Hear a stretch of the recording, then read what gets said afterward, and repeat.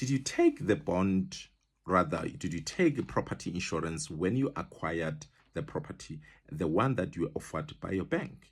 Equally so, did you take the life cover in case you passes on? That life cover gets ceded to the bank so that they can settle the outstanding bond. My name is Shirley Boy. I'm your tax and financial advisor. I talk everything that has to do with tax, financial planning, and property. Yes, if you've acquired property and you took on property insurance from your bank that they granted you a bond, but you also said, listen, I want to ensure that should I pass this on, my family are still secured and they are able to still continue to stay in that property. Therefore, any life cover that I'm taking is going to be ceded to the bank. Now, let's have a conversation. Most people don't understand something.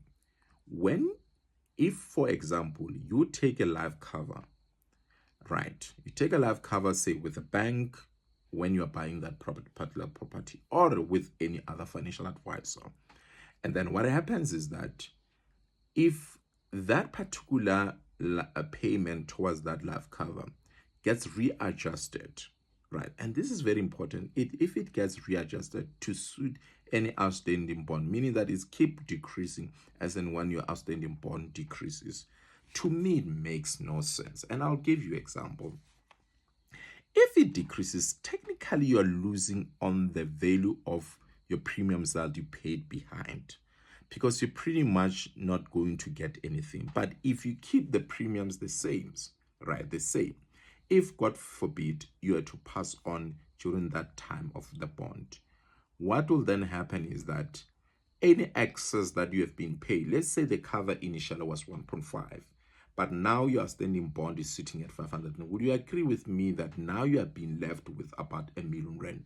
That technically the excess can then be paid to the estate. That is another thing, that so that all these premiums that you have been paid for over the period, it's actually technically not went for waste. But it's also important that if, let's say, you're one of the fortunate one, you paid your bond quicker, or for that matter, you paid your bond within 20 years, that's fine. What you also may want to consider, that's up to you. What you may want to consider also is to sit down with someone to say, listen, perhaps my bond is about to be settled now, but I don't want to terminate this life cover, because the life cover that you're going to take will be for term cover. So term cover meaning that is for a particular period. So if your bond is for 20 years, you may find that you opted for a life cover for 20 years, right? So meaning that once the bond is settled, you're going to cancel, and then that particular cover comes to end, right? So you can actually plan in such a way that you change the cover terms into whole life. Whole life meaning that now you convert it into your life cover for in time, as long as you're still alive, so that it obviously comes out and it pays out upon you passing on. These are small things that people actually don't pay attention to, and they end up paying unnecessary fees over time. When the bonds are settled, they also cancel those life covers. But you think about it, you're like, listen, this person has been paying this life cover for this bond. Should they pass on, the payout was going to settle the bond, but because now they settled the bond after 15 years, they've technically lost all those premiums that they've been paying for the last 15 years.